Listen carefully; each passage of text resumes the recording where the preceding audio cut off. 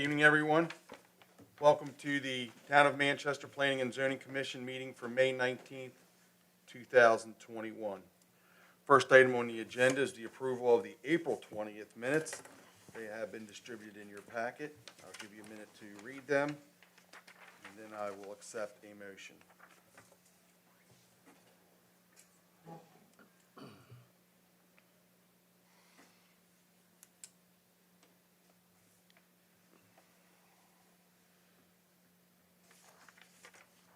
I make motion to approve the minutes as written.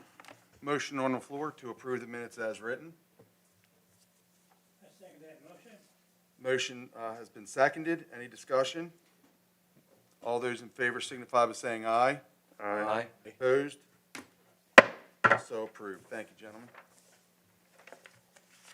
Okay, next item on the agenda is staff and town report. I did get word from Price Wagner that he will be attending beginning in June again. Oh, okay, They're going great. back to attending the meetings. And the only thing I have coming up is we have a BZA case next Tuesday for the solar energy project. Mhm. And it's Gary Lamont's property. Okay, So that will be on Tuesday. And that's all I have working right now. okay. Steve? Real quick, I know Dale has some information probably on the budget, but we've been getting some calls. Our Park Avenue water tank is out of service to be repainted. Mhm. And you can see the contractor is installing the containment right now, which will encapsulate the tank while they do their sandblasting due to the fact it's in a residential area. So that project is slated to be finished by June 30th, somewhere. I don't have the exact date. Yep, okay. Yeah, June, So everybody's, mid to late June. you know, we've been getting some calls and concerns, what's going on and so on and so forth, so, you know, that's a nice project. You know, it's interesting, when they're up on the tower, you can hear their conversations sitting out back. You can. Yes. Some pretty good jokes. Yeah. So it just reminds you how high that sits up. and Yes, the correct. slope. So, okay, great. Councilman Wilder, I All would right. first like to go out of turn and say that Dale has concluded his time on the council, so that means he will conclude his time with us. And I want to thank you for everything you've done here on the board, your commitment, along with being a council member and a commitment to the board. I feel like part of the band's breaking up, and that's never a good thing. But Yeah. we wish you well in your future endeavors. We hope to see you in the back, All right, waving. you will. But thank you. Thank you you. very much from the bottom of my heart for all the work you Thank you did. very much for your kind words. Thanks, Dale. It is. I didn't bring my notes on the budget, but I will mention that the budget was passed with no increase in the tax rate. I can make sure you guys get more details if you're interested, but it did pass. Just to give you a quick update on the Lippy and Patriots Overlook annexations.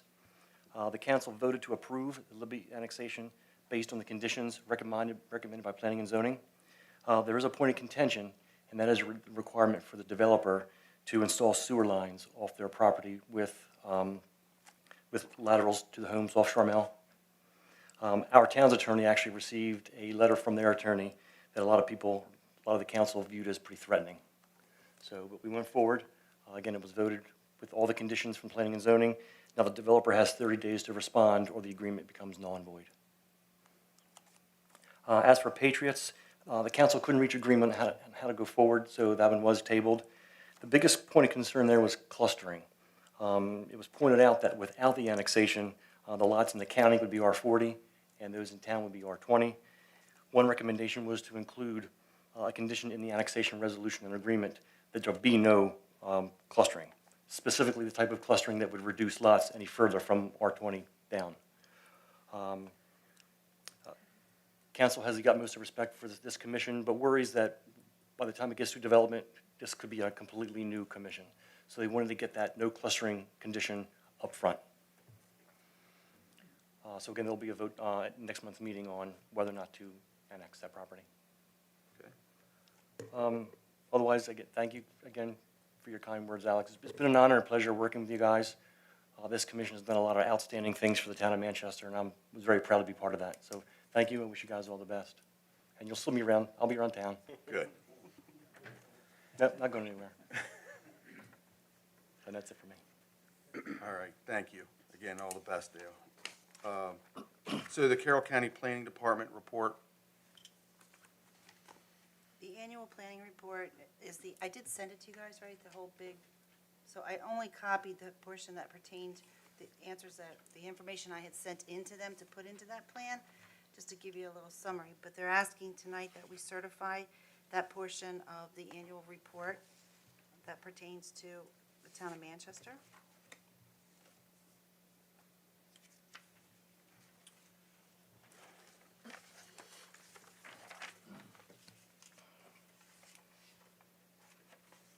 okay. Gentlemen, you have the portion in your packet that Michelle was alluding to.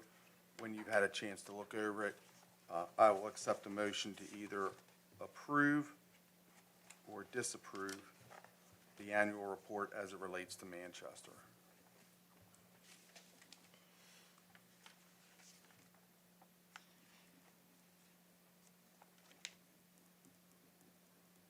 I make a motion to approve the annual report as written. Okay, motion on the floor to approve the annual report as written. Second? Second has been made. Any discussion? All those in favor signify by saying aye. Aye. Opposed? So approved. Thank you. All right, moving right along. Next item is St. Bartholomew's review. St. Bartholomew's came in and approached me about a layout for a cemetery that they would like to place on the property. We went through a couple different plans, I guess, when they brought them in. They are meeting the proper setbacks. They know that their site plan must stay within the 50-foot.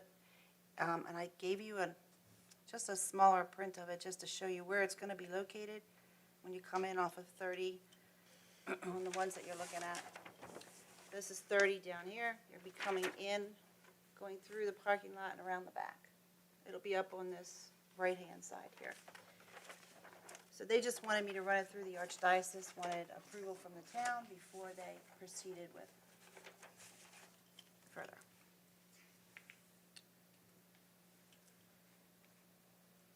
Did they say the plot sizes? I mean, or the number of plots that will be in this cemetery? Even with my glasses on, I'm having a hard time reading the size. I think, did you look at that, Bob? What did you just I say? can't.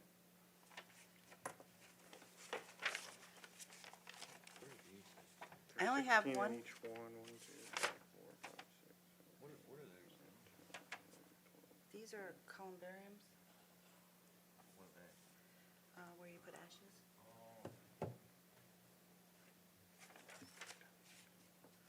Must look like there's 1, 2, 3, 4. There's 8. There's 16 in each one of those groups. Oh, okay. So it's fairly large. Mm-hmm. Okay. 640, plus or minus. 640 looks- individual plots, plus or minus, based on the size of the drawing. Okay, thank you. There's 41 times 16.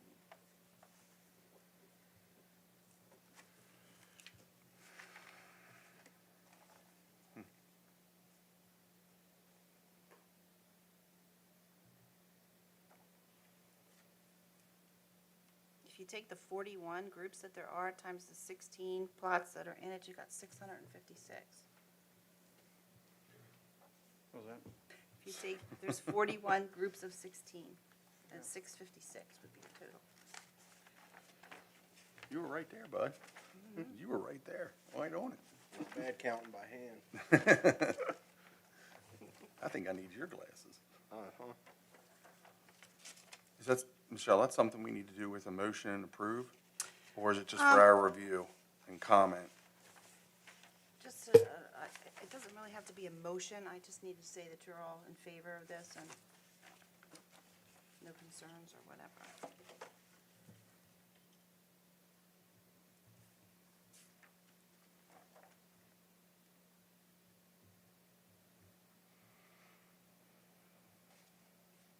I have no concerns. No. Yeah.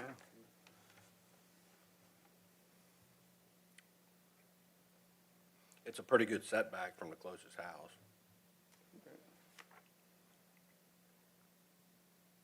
Yeah, they had to be 50 feet back from that residential property that they're abutting. Plus, they did tell me that they're gonna do some kind of landscaping in through there. Sure. Okay. Anybody have any objections? I think we're good to go. Okay, I'll Great. let them know. All right. Equine Meadows. Evening, gentlemen. Good to see you back in the town again. What you got for us? So we're here tonight to bring you up to date on where we've been since our last presentation. We are hopefully in our final rounds at the county, but we don't have our final approval, so we're not asking for a vote tonight. We just want to get a couple of issues out in front of you and make sure we have direction so that we can get across the finish line strong. And I understand you all had the plans and maybe you've had a chance to go through it, so if you have any questions, please feel free to interrupt me. I don't have a real formal presentation tonight, just more of a dialogue. Since the last time you've seen the plan, we've had a couple changes to the stormwater management. We actually went away from the 2-4-bay single facility to more of the bioswales, and then we hit a roadblock, and now we're back to essentially the same layout that you saw a little over a year ago at this point. So we're back to that plan, and one of the big things that we're doing is we changed the storm drain system so that we've eliminated some of the parallel lines, and it reduces the number of utility crossings. And we've also realigned some of the storm drains so that we're not getting so much back and forth where we're taking public water, crossing private property, and then back into the public. So we're down to 2 instances of that occurring. So I wanted to talk a little bit about some of the off-site stuff, and then a little bit about the on-site stuff, and then a couple of major issues that we have. So the first thing I'd like to show you is that, and I have some handouts here, but I don't know what the protocol, if you're okay if I can. Yeah, sure. I'm fine. We need this one first. So what Robert's given you is a copy of the overall drainage area map of the part of the town that we're going to capture in the new storm drain system. Thank you. And I wanted to show you this. Thanks, sir. This image, so that you can see we're taking a lot of the water that's coming down Park Avenue that currently Thank you. flows out of the two inlets there that are undersized. And what we're proposing is from all of this drainage, we're going to add some pipes that don't exist currently on Westminster Street, and we'll convey that down to an existing inlet, and it'll take some of the pressure off of Westminster Street, definitely take all of the pressure off of Park Avenue. So I didn't bring my laser pointer, sorry. The cat probably hit it for me. So what we're showing is a storm drain system that starts at the edge of our property and has 3 inlets on Park Avenue, and then we jump across and parallel the apartment. There's a new fence that was constructed out there, so we'll be right along that. We're going to thread between the existing pump station and the property line, and then we're going to come out on the opposite side of Westminster Street and then in the grass down to the existing inlet. So I think we could do that work without the site plan being approved, because it's actually not part of the site plan. And I know my client's anxious to get some things underway. This is kind of an early lead item for us, because we need to be able to discharge our water into a good outfall, and this will certainly give us that. So one of the things we're working on is phasing, and we probably will want to come out with this work earlier than the rest of the site work. So on wastewater, nothing's gonna be on High Street? It's all going to Westminster? Well, Street. no, that's not, we are going to capture water from High Street, and we're going to convey it to a bioswale, and then we're going to bring it through one of our residential lots, Yeah. across the Dressage Road, and then back across the residential lots and into our central facility. So we'll be treating that off-site water in one of the. And that's stormwater. Correct. How's it flowing as far as like wastewater? You mean Is- sewage? Is there sewage? Yeah, the sewer lines all come to Park Avenue. So Okay, so it all comes out. There's to two us. houses that front on High, but their lines will go out the back. And then we had a meeting with staff the other week, and actually that goes back about 18 months ago. We're gonna run a 8-inch stub over to the church's house there, it's a community center, in case their septic fails. So Rich was gonna check with them about which way to set, it has to go the other way opposite of the cemetery, we would think, but we wanna make sure we have sufficient fall. So these two houses on High will feed into that line, and also the church can hook in if their septic fails. If I could interrupt for a second, Michelle, my computer's not syncing with the screen. Is there something I did? I mean, it still has the video, but it's not the same image that I'm trying to show. I don't know. That's the wireless. Let me turn the PowerPoint all together. Steve, the reason I asked that question is because, isn't Maiden Lane scheduled for like some wastewater repairs in the next 10 years or something like, because that's old infrastructure still on Maiden Lane, isn't it? Between High Street. Correct, that's original infrastructure there. Yeah.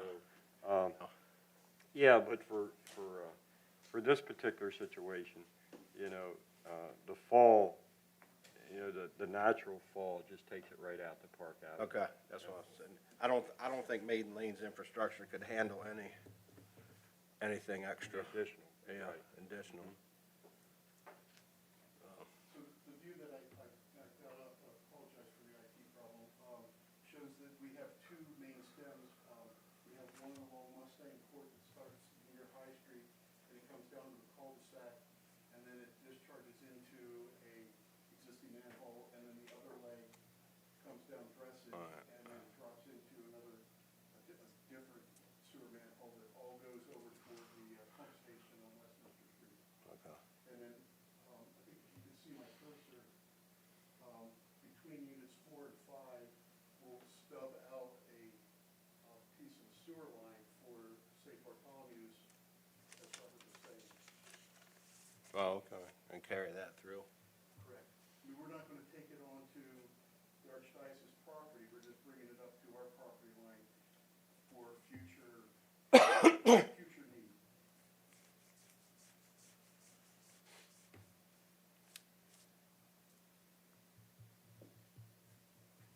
Yes, they are hooked into public water as you have a water leak, I right? believe Is that- they're hooked into public water. They are, but- that is correct, but they have their own private septic system, correct. And there's some cleanouts and things there that I believe are abandoned that causes a little confusion on locating where the septic really is, but it's most likely in the back parking lot.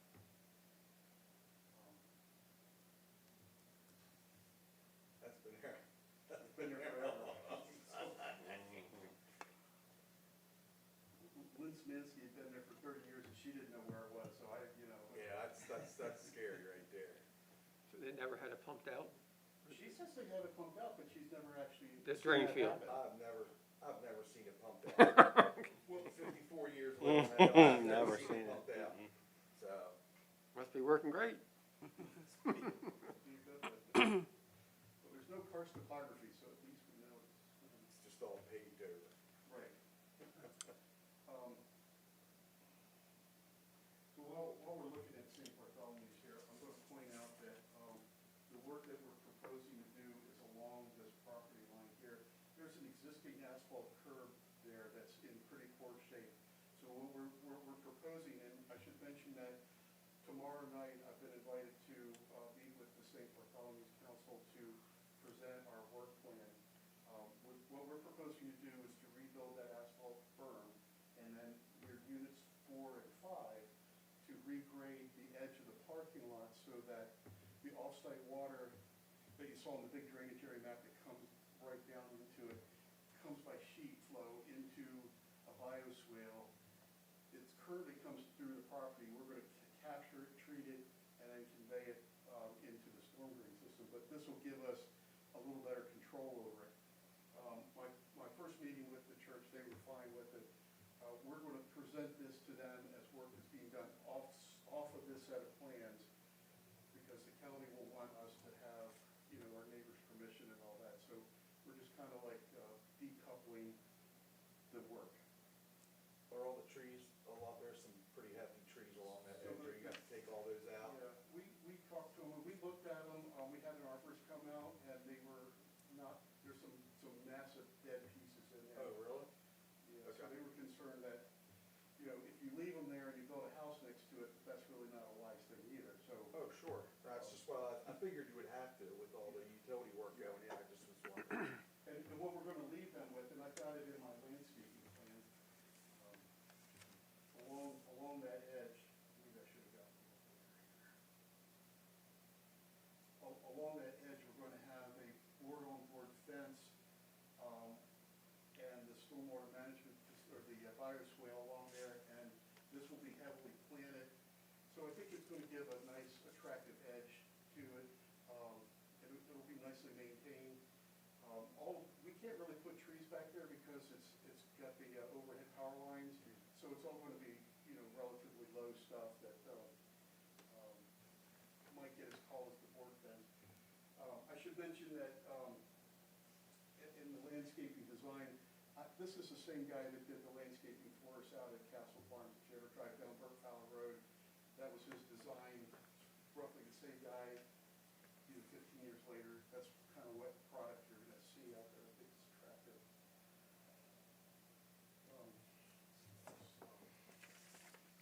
What's PG&E gonna do with the power lines along that edge? So to our knowledge, we have approached them about taking down there was an overhead line there, and it's gone now. So I don't know. They didn't really give us any feedback, but the overhead line that was on this corner here, which I have photos of, is just gone, and nobody knows what happened, so. I did the abandonment on the livestock, so you might have taken they it might have down plucked fast. that one. They might have plucked that one, because I have a call in because they didn't take the one that livestock, so that might have been the one they plucked. Oh, did they not take it down there then? Well, the one that livestock has a pole, so they go, well, that's our right of way. I go, well, you're gonna have a right of way on the whole track. Okay, you gotta get the overhead line and pull out. They said, we took it down. I go, so maybe they came out and plucked that one. Yeah. Because Get a 2-for-1. so I have two work orders in, one for High Street to move the poles back, and of course, one for the subdivision. We'll find out when the poles are relocated. Nobody's complaining that their power's off, so this is okay. Yeah, because this is treated as a commercial, so they came right out. So I was lucky because the one lady goes, well, because residential, you're forever. So she was kind enough to send the crew out to help me on a residential project, so. I don't know if it's tied to it or not, but they called me and asked for permission to put a new pole on my Yep, that's what it is, front yep. on Maiden Lane, so it's probably tied to it. I guess they gotta beef that pole up Yeah, On my yeah, corner. they're, in order to get down to you. the design's supposed to be through quality control early June 8th or something. Okay. It takes forever to get designs done now, even though, Nothing going on. there's a lot going on, they just, Right. Robert, would you leave out the traffic? One of the comments that we got early on in the project was from Andrea Barco, DPW, and her concern was that we needed to submit a traffic impact study, and I think either our first or second presentation, we talked about that at length. And the county they're okay with my desire to not do a traffic impact study, but they're following the county procedure for waiving that. I need a letter from the Director of Public Works. And, so before Mr. Cruz was willing to do that, he wanted to make sure that the planning commission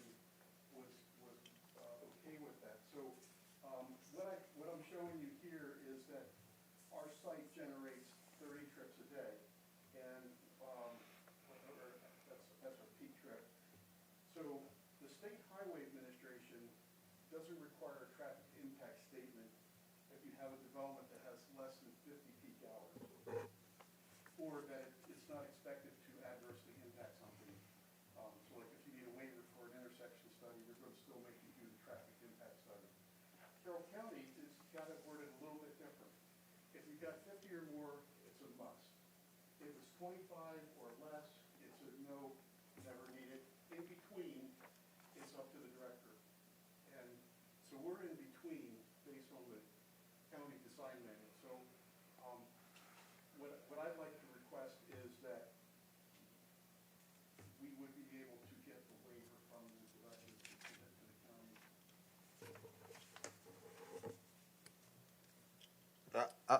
I'm gonna be honest with you, I'm not in favor of doing away with it. It's getting worse.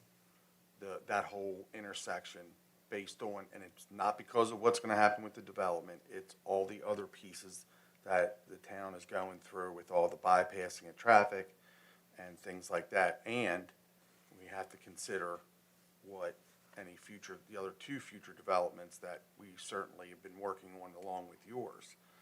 And that puts yours at 30 homes, and whatever happens at the other end of at the end of Park Avenue at Burt Fowler, with Patriots Overlook, I think it's something that we need to have to understand that intersection and the impact into that neighborhood, and you're right at the Y. So, I don't speak for the whole commission, but I'm just telling you I'm telling you where I'm coming from. I think it's necessary for us to watch as we look at future impacts, what this is really going to generate, because lately it's been back into the Y. And and I will be honest with you, it's a very short duration, like 3:30 to 4:30. It's all the way back. And then and then for whatever reason, it clears out, whether people come out down by the old Mara Miller place, or they find another way around it, but it's still backing up, and we have a good hour's worth of people in queue on Westminster Street down to the Y, and that is a traffic hazard. And I completely agree with you. I use the intersection, and I've sat through queues before. My objection is that the traffic impact study, what it's going to find, I can almost tell you, is that the intersection at Main and York doesn't work. The intersection at 27 and 330 doesn't work, and that the state highway needs to take significant steps to alter them. And I'm not saying that we have zero impact, but in the grand scheme of it, what we're going to find is that this small, 30 cars doesn't make the difference, doesn't break the intersection compared to, if it were 400 or 500 cars. So that's why I'm appealing to achieving a waiver. Your averages on here, are they modest, they conservative, are they heavy?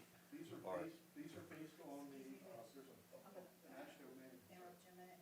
Is your mic on? And if so, can you just angle it a little more towards you? It was not on, I'm sorry, the red button was not on. I heard you. Okay, sorry. I'm sorry, I overlooked that. You told me to do that and I didn't. You're not the only one that doesn't listen. So the traffic count is taken from an AASHTO published document, and it's a very specific number that's generated. So it's not a conservative number or a grossly exaggerated number. It's based on true counts, and it's updated every couple of 5-10 years. So this is the latest numbers. I haven't seen the residential numbers change basically since I've been in the field. So are you basing on AASHTO or are you basing on ITE? I'm sorry, ITE. Okay. Thank you. You're right. And I noticed on your chart you list weekend and Saturday, but you don't list weekday. Unless that was supposed to be weekday. I think where it says weekend, that's supposed to be weekday. I think that's a typo.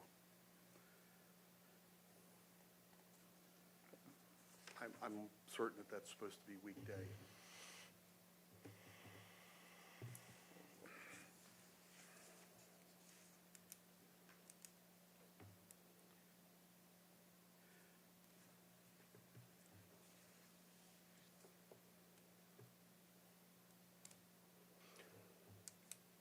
Question maybe somebody can help me with. So if they went and did an impact study, and they come back with the same 30-some vehicles, and said, neither one of these intersections work, does that stop the development? Does it make us change timing on the light? Does it, how does that impact it? Or do we hypothetically think the study might say the intersection doesn't work now, adding 30 is not going to hurt it anymore? So, I don't know. a couple different ways to approach that. One, you can use the study for future negotiations with State Highway related to the improvements of it. It is a state intersection, not a town, not a county, so it gets a little bit more cumbersome there. We could use that as a means to say, no, until it operates at an acceptable level, that's not acceptable. We don't have that necessarily to work from. When the traffic engineer does their modeling, they have to choose destination points. So, logical destination points would be, Westminster, Hanover, South County. And they'll distribute those 30 trips, or those 30 households worth of trips going out in different directions based upon the desire lines that are going through there. So just because there's 30 houses here doesn't mean that all 30 houses are going to be heading towards that intersection. They could make that ridiculous U-turn and go down Westminster Street to get to 27. They could just go straight down to 27. They could come out through Maiden Lane. I mean, there's a very porous network that they could choose to drive through. One thing it will do for us to get a traffic study, or at least a traffic statement, is it'll give us modeling data for when we're looking at other developments. Did look at the cumulative effects of the other developments. And that should be able to be done with a modeling statement. They may not have to go through a full traffic study where they're going and doing car counts at each intersection, doing time of day, doing stacks at peak AM, peak PM, but just look at it from an analysis standpoint.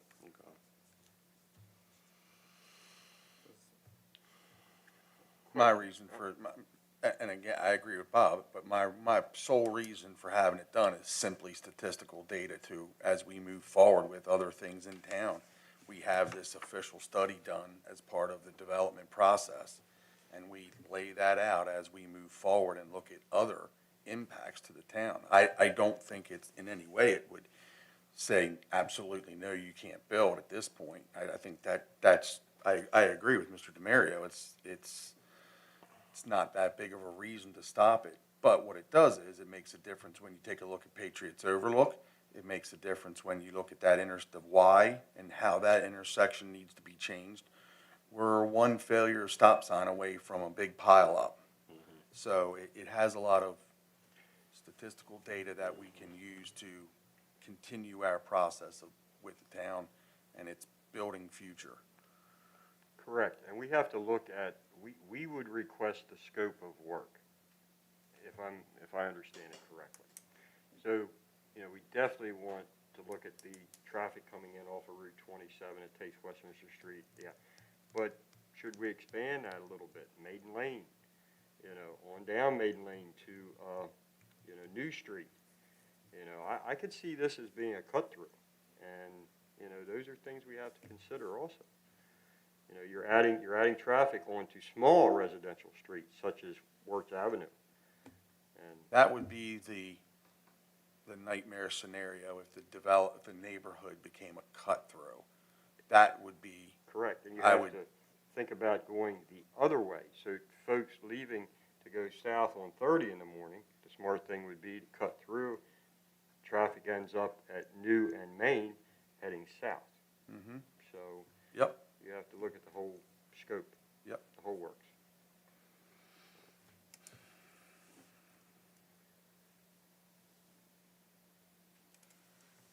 Gentlemen, anything, the discussion's been up this end of the plexiglass. Anything you gentlemen want to add to the discussion or your opinions, please? I mean, I agree that the, having a traffic impact study is a very good idea. It could be used for future reference. Because I experience that myself when I go down that hill, Yeah. beyond the Y. Yep.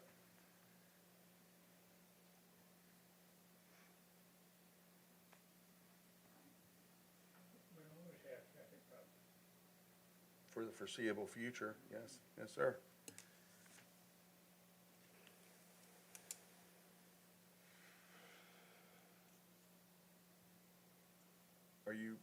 Are you in favor of or not in favor? Are you in favor of giving the waiver, or would you like to see the traffic study?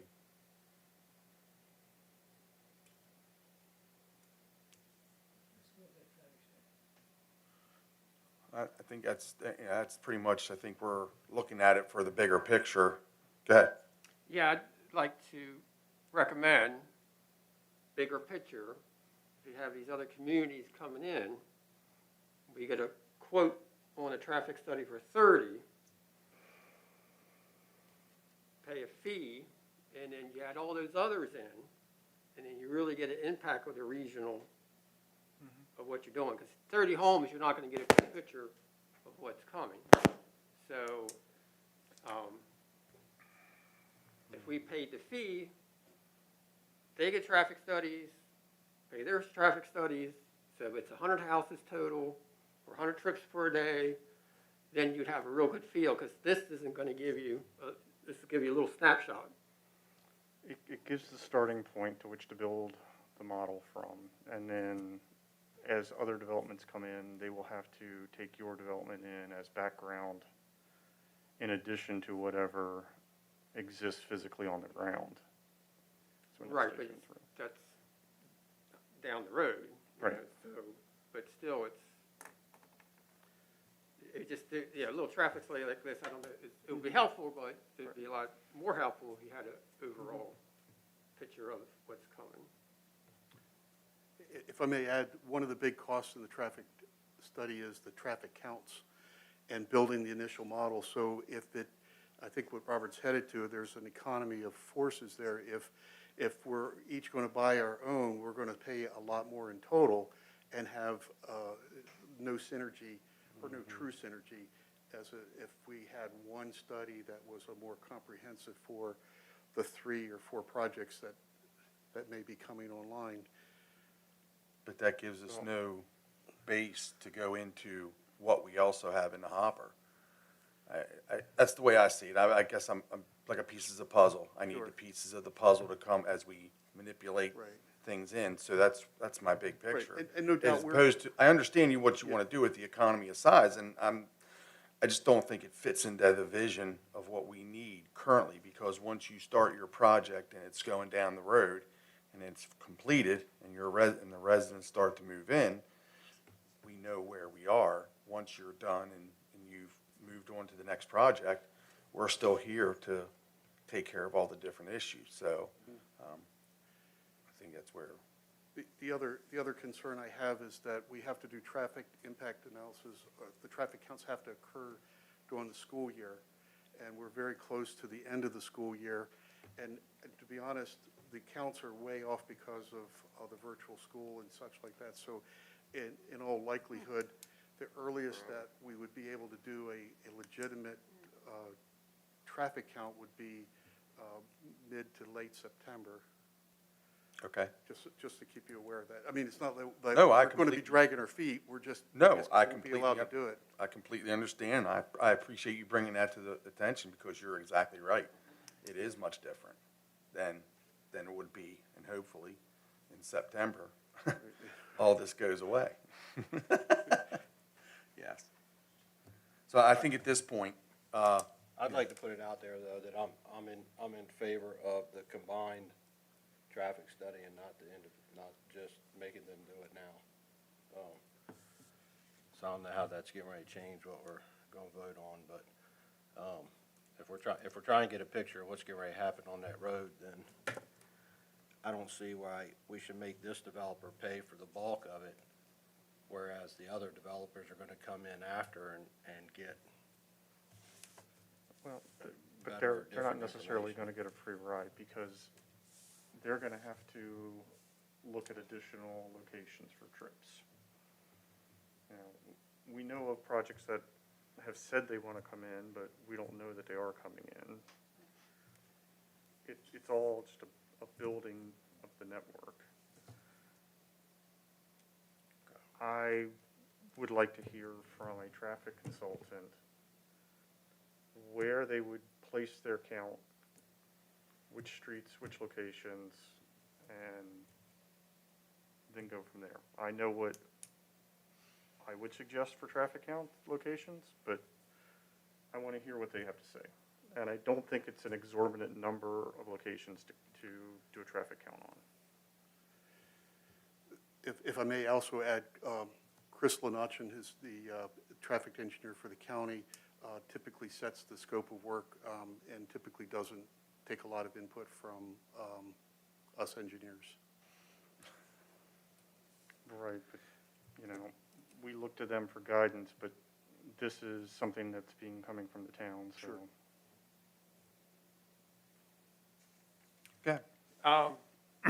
We are, this traffic study, so what I'm hearing is if it gets done, but if any off-site improvements, I mean, you're gonna use it more as a knowledge, not to come back and ask for off-site improvements from us, or I just need to get this plan approved, so we can't get Right. counts until late September. If we get the scope down, get all that done, there's the fee, or pay the fee, you know, and if you have another intersection you want to study, we can put that in there, but I really need to get this project going. Right. So we don't have a problem paying for it and working together, but this project with the off-site storm drain down, I mean, there's a lot of defects on this project, and we're working with the church, and the ESDs, of course, really hamper a project on its values. So there's just a lot of extra money here, and the market is here now. Market could stop next spring. Market stops, devaluation. Sure. So if the board would make a motion on that or something, that, yeah, traffic study, it's not gonna hold up to final approval or something, we would, you know, Well, we're not gonna know our numbers till October or even, and then in November.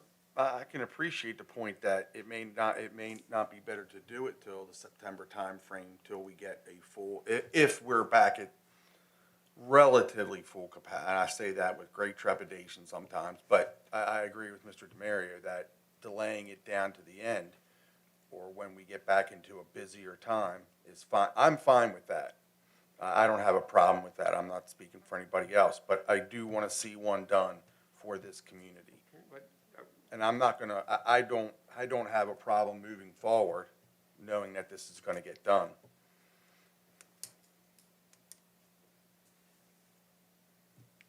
I don't necessarily have a problem with having the traffic study done at a reasonably near-term but later date. You know, we're not talking years later, we're talking about this fall. I will reserve judgment on any off-site issues. However, I would tend to look at off-site issues in a couple different buckets. One is the existing conditions, which we all know are not the greatest in the world. Two would be the communal effects of not just your development, but other things in the pipeline. So there may be a contribution that could be made if improvements are even possible. There's some locations in this world where you just can't do improvements. It's just physically impossible. So we have to take that into account as well, which a good traffic study will look to do what traffic naturally does. Traffic is like water. It always tries to self-level. So, when the one intersection gets backed up, it goes somewhere else. So the improvement may not be immediately noticeable as to where the money would need to be spent or what improvements may need to be done. So, long answer to a short question of, yes, I'm fine with delaying a traffic study until the fall.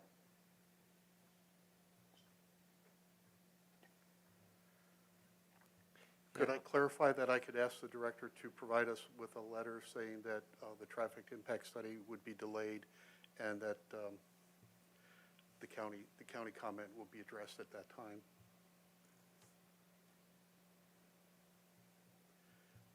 I just want to have something to get back Right. to my Sure. reviewer that, Steve, do you have any comments you want to add? Do not. Rodney?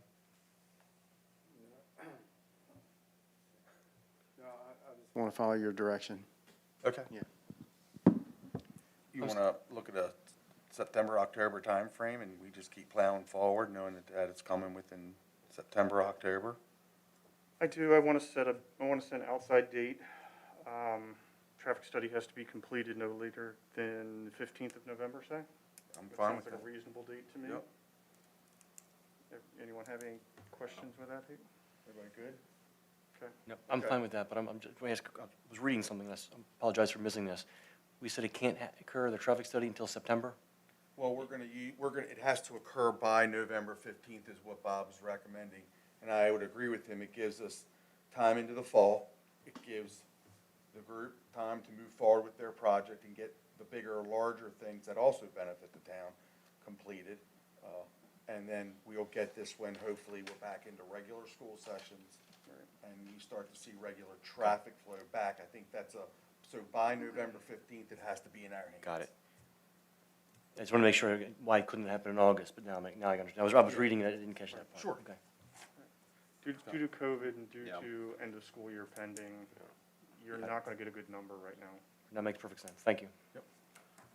So there you go, Ron, you can draft a letter, and just, it has to be in by the 15th of November, and I think that gives the gentleman the leeway to move forward and get their stuff done, and we still get the traffic study.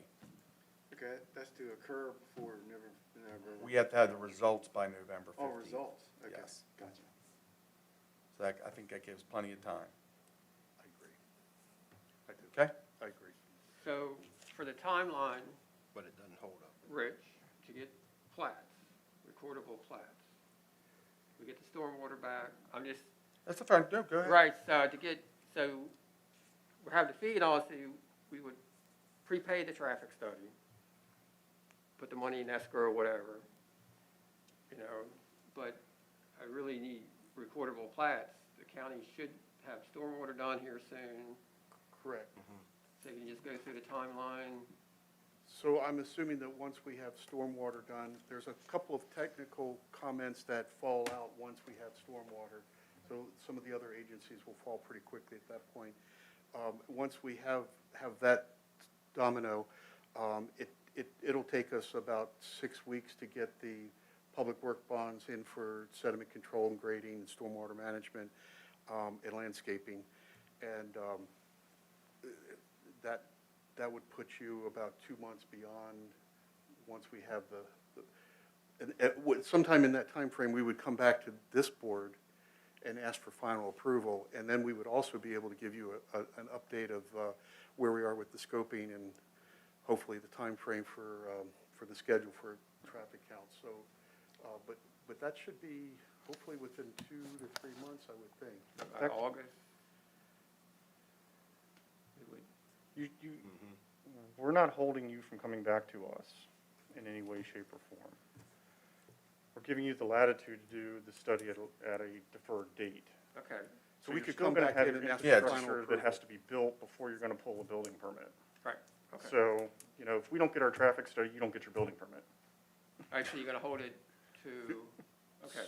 But we can grade and build roads, storm drains, we just can't build houses, is that? As how far as I'm concerned, once we have all the approvals done, you can build all the infrastructure. You just can't build a house. Okay. So you have the traffic study. Right. Okay. Fair enough. I mean, that's the most lenient way to look at this whole thing, because you've got several months' worth of utility work, roads to build, grades, stormwater, sediment control. Right. That should far eclipse the period of time we're talking to get through this hurdle. Okay, yep, that's fair, very good, thank you. Sure. So I want to move on to, I'm sorry, everybody good? Yeah, we're good. You can move on from the traffic. Yep, you're good, pal. The next question that I'd like to talk about is the stormwater management facility consists of a large center facility and 2 sediment floor bays. And when we met with staff, there was a discussion about whether we needed to fence the stormwater management facility. Currently, we're not showing a fence, and after some back and forth, we wanted to, I think collectively, the staff and us, we wanted to bring it to the commission and see what your opinion on fences were. Am I stating that correctly, Michelle? I don't want to. Yeah, when Steve and I met with them, one of the concerns we had was that being that it has the 2 small ponds that are gonna hold water, and being that close to Route 30, and so close to the 2 homes that are abutting it, and with the slopeness of the hills, we weren't sure whether we shouldn't be fencing that in for. Yeah, it doesn't, you know, it doesn't have to be fenced. It does not meet the requirements to be fenced. There's just some circumstances around there that really concerned us. And, you know, I'll be perfectly honest with you, those stormwater management facilities right there along Park Avenue, and as Michelle mentioned, you know, we have homes right there, and little Johnny decides to go down there and go ice skating. And Well, the Yeah. lot off of Dressage, the very first one as you go in, next to the stormwater pond, is literally just a few feet from where the slope starts and goes on in. yeah. And we weren't aware it was gonna hold water like it is until we met Right, with we them. asked that question, and if I have this right, you know, what did we say, we're up to how many inches of water So for a period of it could time? hold up, when we have a 10-year storm event, it would hold as much as 4 feet of water, and it should drain back down to 0 inches of water in 36 hours. So there would be a period of time that it would have a fair amount of water in it. So you have a day and a half that, you know, Correct. that water could be laying in there. And yeah, I mean, we did, to be very honest with you, well, this was a different situation because we had greater slopes, but we did at some locations actually remove fence to make it safer for our operators to mow. Because the fence was giving us, it was hampering our people. But in this case, you know, yeah. So I assume the HOA that will be in place in this community will then be responsible for the maintenance, welfare, and overall responsibility for when little Johnny or little Jane rolls down the hill into the. Yes, sir, and actually, that's one of my follow-up questions or discussion points is the HOA, the town, and the lot owners, who's got what responsibility. So I do have some other parts of that same, who's got to do what. And the follow-up part of the question was, if we are required to have a fence, what type of fence do we want to install out there? I think we've discussed the black vinyl, the galvanized chain link, board-on-board with wire. I think those were the only ones that I Split heard. rail. Split rail. Right, Split so, rail, correct, yeah. So let's think about this a little bit. So along Park Avenue, there will be a sidewalk, correct? Correct. And then there will be landscaping along there. And then if we require a fence along there, you know, depending on what the landscaping is the landscaping going to get into the fence and create an issue for maintenance and so on and so forth? There's a lot of things to think about right in that general area. So, yeah. Well, if you go back to the drawings that had the grading on it to show why we were concerned, and maybe you've got a little further distance from Park Avenue till it starts, what do we got there? We got the sidewalk, and then how much of landscaping? You're gonna have landscaping there too. So your 4-foot sidewalk, correct? Yeah. I'm sorry. So you're gonna be 4 foot, that's a 2 to 1. The slope is 2 to 1, correct? Correct. Yeah, so And I'm sorry, this is a 3-to-1. 3 to 1. 3-to-1 I'm sorry, You're facility. right, 3 to 1, that's right. Right. So we have, coming from Park Avenue, I've got a curb, I've got 2 feet of grass, then I have 4 feet of sidewalk, and then I have a little bit of area left over for right-of-way. And then I get into a flat area that's kind of a berm for overflow conditions for the pond. Right. And then we have our 3-to-1 slope. Yeah. And then I have a 3-to-1 slope coming back up to the Okay, residential. Rich, coming back in that area, do you have landscaping along there in that I flat? do. Okay, see, we gotta throw that in there. There you go. I Yeah, thought, so in this view, you can see our landscaping. Now, this doesn't show the fence. I mean, it's. Right, it's still right. fence, but Right. at this point, we hadn't added a fence in there.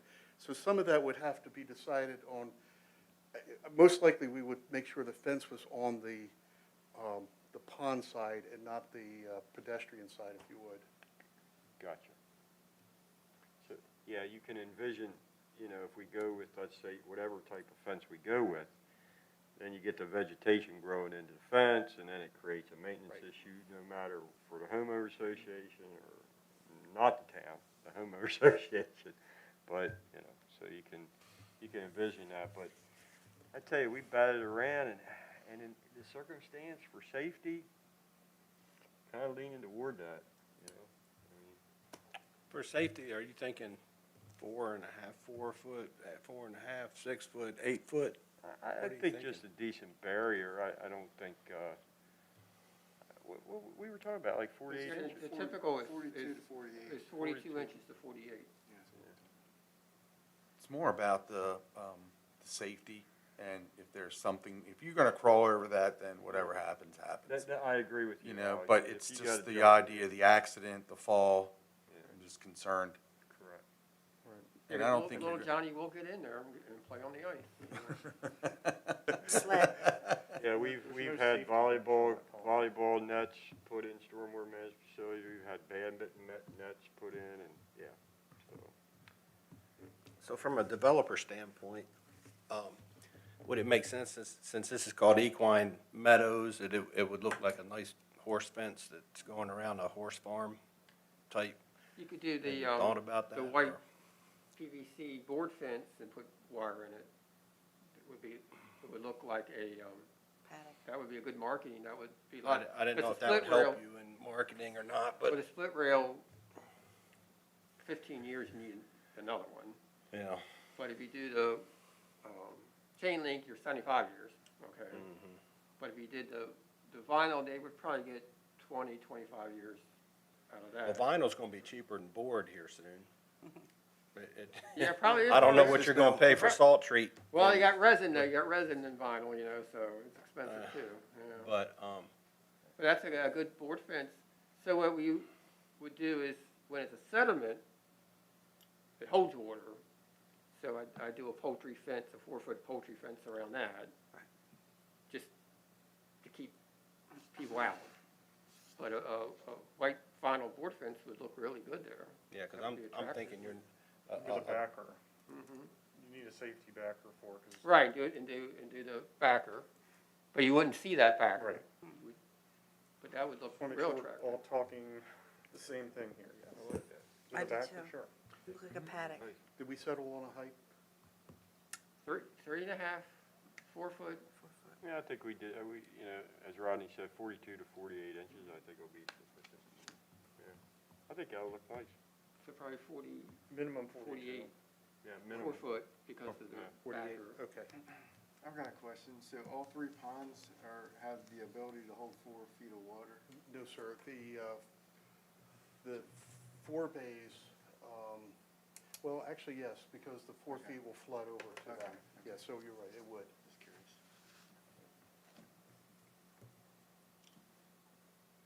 But that would really look nice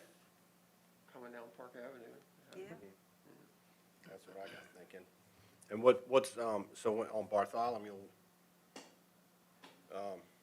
that's a board, is that a cross pattern So that's a, board? Where you got the board fence from, but I was gonna put a PVC vinyl Okay, on there you too. mentioned the black So- vinyl, the black, for that, the chain, oh, okay, but we're not gonna do that, we're gonna do the board fence, the white vinyl board oh, fence. wait, okay. Around there. Gotcha. Set around the basin, and then there would probably be a 6-foot, Privacy. because I'm looking at on Maiden Lane, the apartments there, I need to screen those, so I was gonna put a 6-foot vinyl fence up there. Because that one apartment's only like 10, 15 feet from the property line. So on this view, I'm showing a 72-inch privacy fence between St. Bartholomew's and the rear, the Yeah, rear PVC. yards of these folks. PVC Mm-hmm. It's PVC, not, vinyl. Vinyl, I've listed as vinyl, almond color, Yep, there you go, bingo, that's it. and that's what I've shown the church previously. So are you proposing that for lots 1 through 5, or just 1 through 4? 1 through 5. 1 through 5. It's a rear yard requirement for 1 through 4. It's not a requirement for 5 because it's a side yard, but Well, so it kind of would look ask odd the if we question what dropped you're it proposing. down to 42 inches at that point. Ren, you got, Because there appears to be X's continuing, fence Correct. symbol continuing all across the length of 5 also. you got vehicle headlights coming in from the parking lot. okay. All right, well, I have a concern there. What is it gonna be? How high will it be when you're in that lot 5's front yard? It would be 72 inches. And how far back from the curb? Because we don't allow fences over. Yeah, you'd have to, well, we could go up to the front setback. Yes, to the front setback, but not all the way to high. Right. Right, okay. Not in the front yard, it's to the front setback.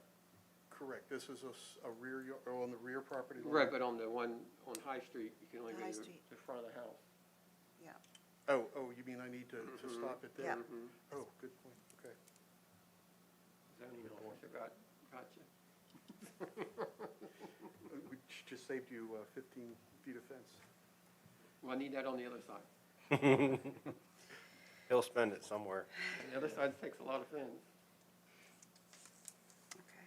So the last topic I had was on the HOA, and the discussion that we've had is whether or not an HOA would be necessary, and I think we've come to the conclusion that we do need an HOA.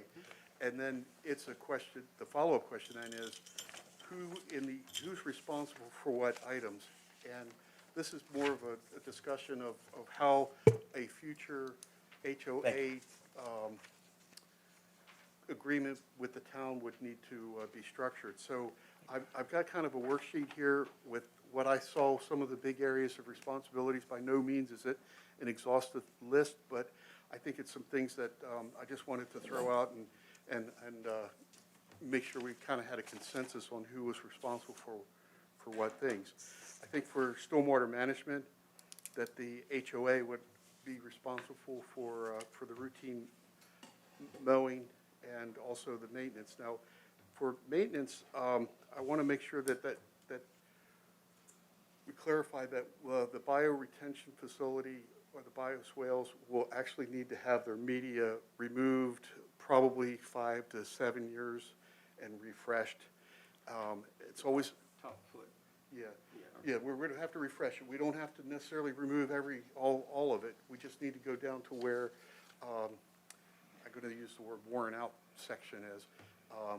But that's often an expense that HOAs don't really recognize, but I'd like to make sure that we have it out there, that they're on board with that. I agree 100% with that, Rich, and I'm having heartburn over this as far as a county issue and as far as other municipality issues.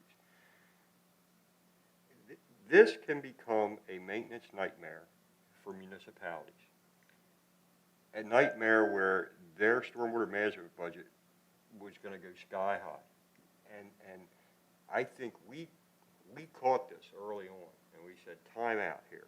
You know, when you're talking about these bioretention swales and the certain plants that have to go into them, we as a town, we're not staffed to do that. We can't do that. And, you know, that's, I mean, I don't know how other, Bob, you might be able to help me. I don't know how other counties handle this. I don't know how other municipalities handle this, you know?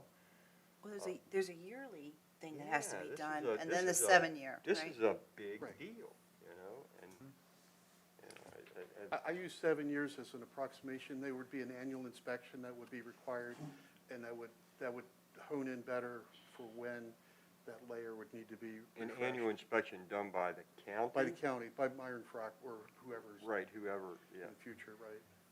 So, taking that one step farther, so I'm the president of the HOA. That report comes back to me, and in 7 years, I have to go to my board and say, I have to go behind these homes and replace the top 16 inches of material, and then I find out that Mr. Smith has already put a shed on top of the bioretention swale. What are we gonna do now? Yeah, that won't, I mean, that's, all the ESDs are within an open space parcel? That's the town owns. That would be deeded to the town? No, the MDE, your ESD, Right, you know, because it's water quality, it has to be in a open space parcel, not on lot. It's like the dry wells you can put on lot, that's homeowner. Right. So this ESD and then the basin with the 4 bays and all is on the association. So that will be on the association will own all these little parcels. gotcha. And I'll Okay. tell you exactly how it's gonna work. What's gonna happen is, one of these are gonna fail. After 7 years, the county's gonna say, hey, we got a problem. They're gonna be calling the town, and the town's gonna be calling the HOA, and the HOA is gonna throw their hands up, and at the end of the day, this facility is still failing. Or, and it happens, Michelle, you know, will vouch for this, even though it's spelled out and said, you can't put anything on here, there's something gonna end up there. Because the fence is gonna be on the other side of this, right? So Right, this the swale will be in their backyard. No, the fence. I mean, well, this bio- This will be, yeah, the fence will be on the other side So but the fence, for 1 through 5, the fence will be clearly blocking those folks from putting the shed or Could be on anything. a- Okay, Across but the how about lot. the other areas? And then on High Street, this would be in their front yard, essentially. So unlikely that they would put a shed out Right. there. And then the only other one we have is the one down here by Lot 19, which is along this parcel. So that, we may need to make sure we, Okay, we just have to somehow, however we do it, and I just don't want to pass this buck on to future folks that work here, that they understand, you know, this is the HOA's responsibility. I mean, when you dig into those plans and you look at like the certain type of plants that have to be planted there, small municipality staffs can't handle this. There is no way, you know, and that's why, as much as the HOA can do, that would be, you know. right, we've got them segregated pretty good, so, like I have one now in Bel Air, you know, these bioswales, depends on the size, Mhm. 4 foot or 8 foot, 6 feet deep, all the materials, the pick tickets, the soil tickets, so homeowner puts in a patio and digs out the dirt and all and throws it on my swell. Yeah, What are you doing? Robert, you're I said- absolutely I said, right. it's an $80,000 bioswell, Yep. okay? So, You're I absolutely right. we enforced that until the turnover, Mhm. okay? So, again, you know, people don't know, I mean, Right. it's, That- but that's- here you're kinda nice, cause you only have Yeah. one area along Park Avenue, but that's gonna be right out in the open, so I can't imagine they're gonna throw stuff in there. Right. But if there's a hole, people throw stuff, yeah, but. You got it. I mean, real life scenarios. You're But absolutely we right. did, back in 2012, some of the first bioswales in Harford County, and as of to date, 9 years, they're still functioning. Mm-hmm. Okay? Yep. So again, if you get sediment in them, all that, and they're contaminated, then you're Correct, right. correct. But the church parking lot water is gonna go into one, right? Correct. So that's a lot of It's going to be, water quality. right. So that's a heavy use, so that one might fail sooner because it's taking that off-site water from a parking lot. Correct. Yeah, Okay, instead of a downspout or something. gotcha. But, yeah, the county will inspect them and no different than a basin failing. Right. But to do these right, it's just like the pervious concrete out front, that looks really good. Yep. So you guys been taken care of, but that was a homeowner, it wouldn't look like that. Right, you're absolutely right. And we have another spot in town that it's not taken care of either, you know. I'm sorry, I just, So I'm going to complicate it a little bit. Now, I'm going to show you in this, we have parcel E, which is the stormwater management facility. That's going to be owned by the HOA fee simple. Parcel A is an expansion of the right-of-way for Park Avenue. Now, what I'm going to do is I'm going to put a sidewalk and landscaping along here, and I'm going to ask who maintains that. If we had a sidewalk in front of a house, the homeowner, if the sidewalk's in front of the house in the right-of-way, the homeowner takes care of it. In this case, the sidewalk is on town property, but it's adjacent to the HOA. So I'm proffering that the HOA is going to be responsible for its plowing and maintenance, as well as the landscaping. But there's got to be, it's going to be on town property. So I feel like it's not covered by the ordinance that, you got to clean your sidewalk. right. So I just want to bring that up, that that's going to make this a little more complex, I think. Why is it not covered by the ordinance? Especially here because it's Doesn't the ordinance contiguous. only apply to, Yeah, and that's contiguous to Main Street. So would it be contiguous Yes. to Main Street? Yes, so it would be one that would be required to be Because cleaned. that sidewalk is going to continue up Within a up to certain amount of Minner's time. Drive, Uh-huh. right? Yes. It's connected So to- it is contiguous. to oh, it Main is, Street. okay, all right. I was thinking that Park Avenue, okay, that's fine, that's my, Took care of that, okay. we're good. So sidewalks in open space, snow removal, maintenance is all in the HOA.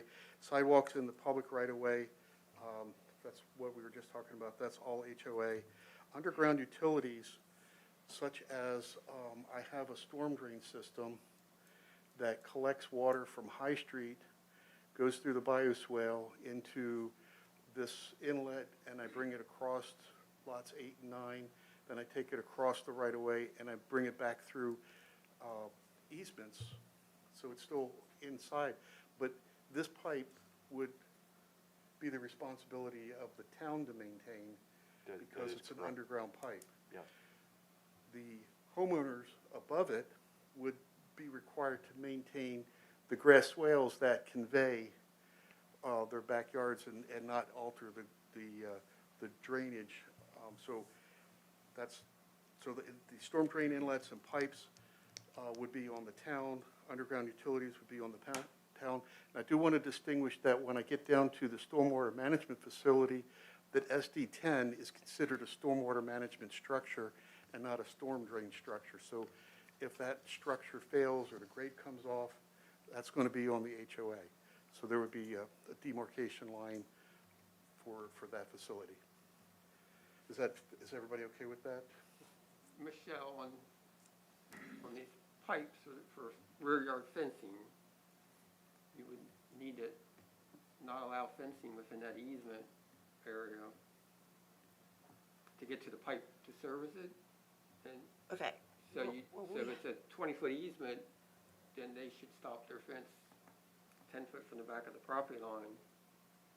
Otherwise, they're gonna put too close to the pipe and damage the pipe, and you won't be able to service it. That's exactly why I do not like to see storm drain lines running directly along lot lines. I don't like to see inlets directly on lot lines for that very, very reason. because everybody wants their fence all the way to the end of their property Yeah. for And- every and inch. we- Right, but if it's on the If it's plat, that, if you're gonna plat it in plans, what On the Right. plat, you gotta do a restricted area in there, and it shows up on the site plans.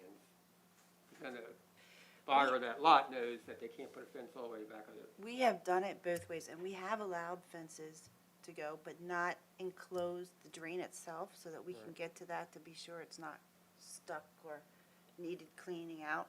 And recently been having them sign fence easements, knowing that they're on an easement, and if they damage anything or we have to get in there, they're responsible.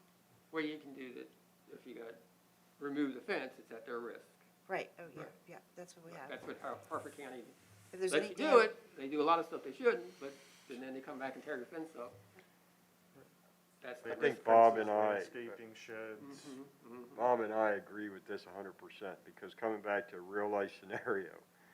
So let's say we put fences up on both sides. Well, guess what? We've just created a dam.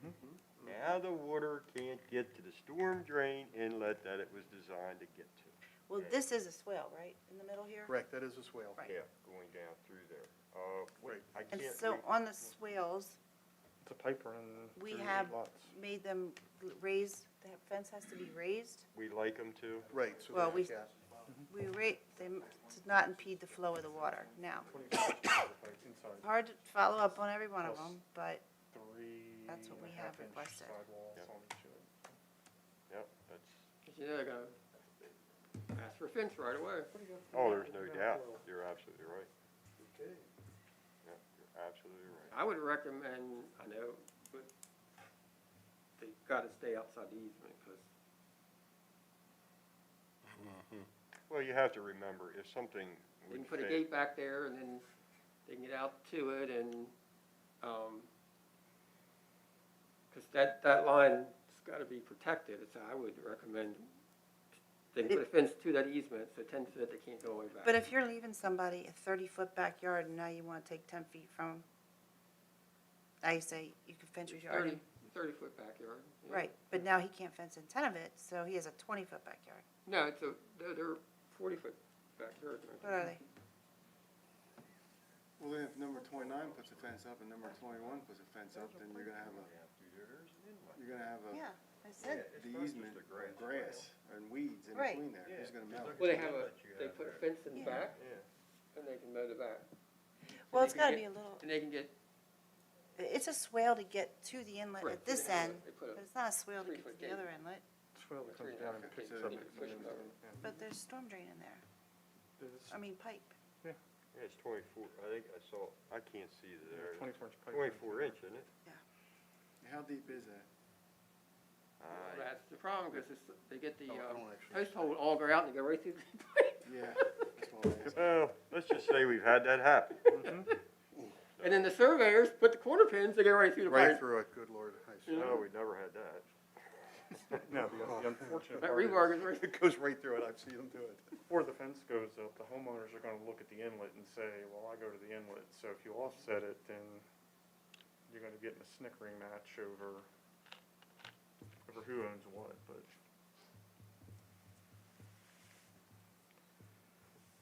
but they're 40-foot backyard, because the front's 30, Yes, I think you're right. you know. So they'd have a 30-foot backyard. I thought I had it labeled on one of the plans, but I don't recall where. Yes, it's 30, it's- 40, then 12-foot sides. Sides, right. There's also mailboxes, or a central mailbox on the edge of Dressage Road, which is kind of a pet peeve of mine because the Postal Service requires you to put it in, but nobody wants to take ownership of it when it fails. But now we've got an HOA, so I think they should own the mailbox. Because when someone runs into it, you'll have someone to repair it. The dry wells are all located on the lot, so that, those should not be any town responsibility. It should all be the lot owners. And then I do mention the grass swales within the easements on the lots.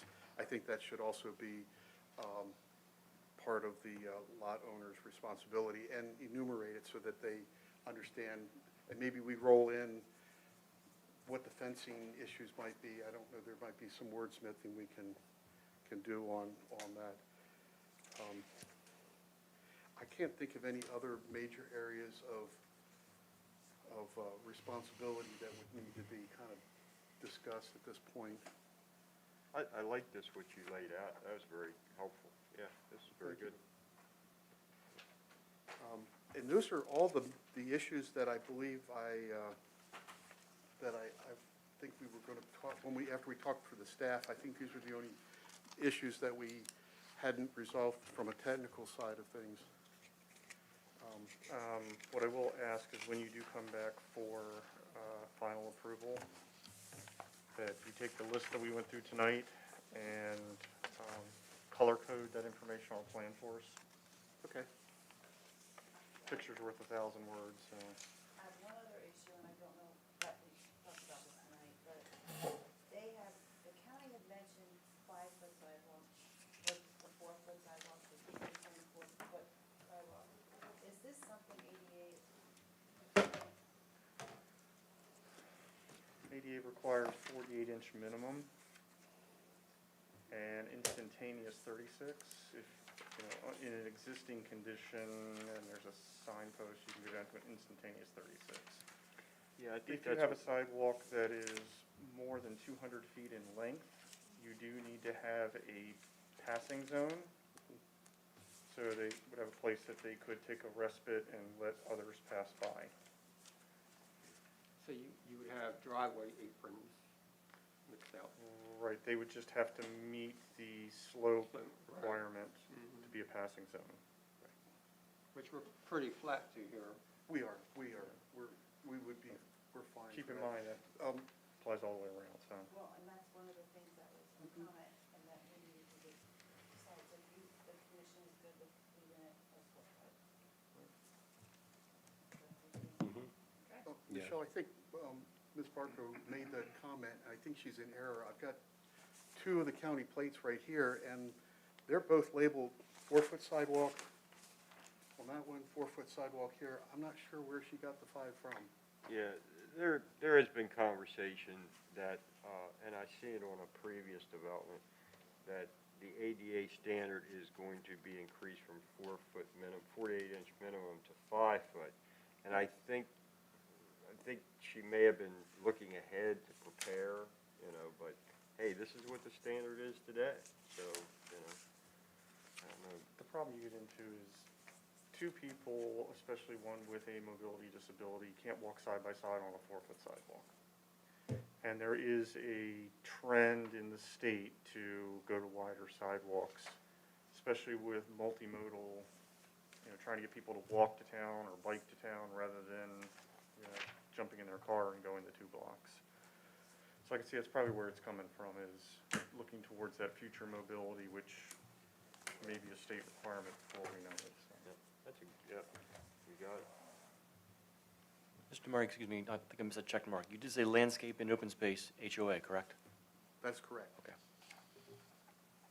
And landscaping in public right-of-way is not listed on there, but it's in my notes that would also be HOA. Okay. We did have a question during our staff meeting that gave me heartburn in regards to the base of the roads, the sub-base, which Rich has given me information to, that makes me feel better on that, so. Okay, good.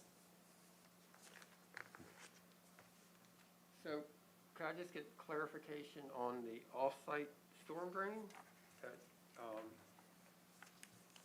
So what we had wanted to do was to demo all the buildings, clean everything up, and then install the off-site storm drain, because we can't do any mass grading until that pipe's in. So I did speak with staff, and we checked with the Conservation District, so we're okay there. And we would do a public works agreement, so we would install that pipe at our own risk before we had final approval of the plan. Because you can't record the plats until everything's demoed, and then we can't start site work until we have that storm drain in. So storm drain is going to take 2 months to get in, okay? So wanted to know if we could start that, if we did a public works agreement, kept it separately, and it would be at our own risk that if we don't build the project, the town gets. It would be at your own risk, that is correct, and if you start the off-site, stormwater, and, you finished it, and for some reason the development didn't go, you're out the money and we're happy, you know, so, yeah, it's on your, it's on your shoulders, you know, so. And the off-site, I know the answer to this, and I don't even know why I'm asking, but the off-site stormwater, it is already, how can I say this, has already been approved, basically, by the county, that it will handle the flow coming out of development and coming off of Park Avenue, of course, correct? Correct. So we don't need any, we wouldn't need any approvals from the county on this off-site stormwater, correct? Correct. Yeah, this is kind of a standalone project that's needed to make the other project, Right. and plus, we would letter of credit it or bond it and go from there, you know? So,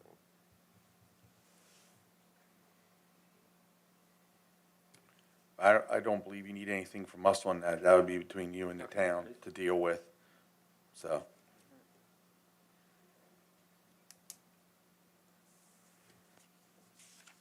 Thank you, Mr. Chairman, appreciate it.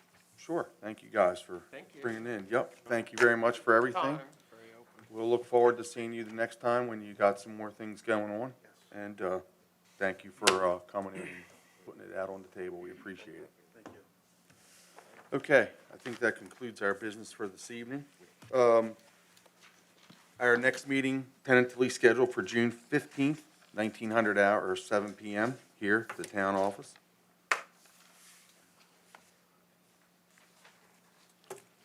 Anything for the good of the order? Dale, again, Just to say, gentlemen, thank you very much again. thank you. You'll We see. really Yeah, thank appreciate it, and you're always welcome back with the band. Guys get an opening one day, I'd love to come back. That would be awesome. That would be great. Okay. Motion to adjourn? Make a motion, we adjourn. Second?